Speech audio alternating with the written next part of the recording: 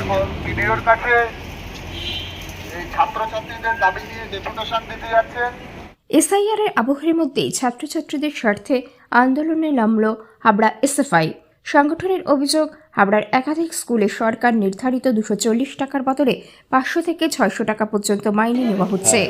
এই বাড়তি ফি অবিলম্বে বন্ধ করা, পাশাপাশি স্কুলে পরিকাঠামো ও অন্যান্য সুযোগ সুবিধা বাড়ানোর দাবিতে এদিন হাবড়া বিডিও অফিসে ডেপুটেশন দেয় এসএফআই।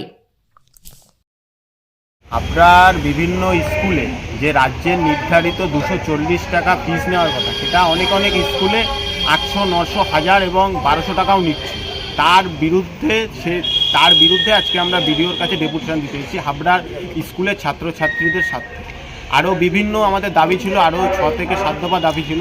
তার মধ্যে ছিল মেয়েদের স্কুলে স্যানিটারি ভেন্ডিং মেশিন বসানো, আরও মেয়েদের নিয়মিত সেলফ ডিফেন্স ক্লাস, আরও লাইব্রেরি পরিকাঠামো গড়ে তোলা, আরও বিভিন্ন স্কুলে ছাত্র নিরিখে শিক্ষক খুব সামান্য, তার ভোগান্তি সাধারণ ছাত্রছাত্রীদের হচ্ছে।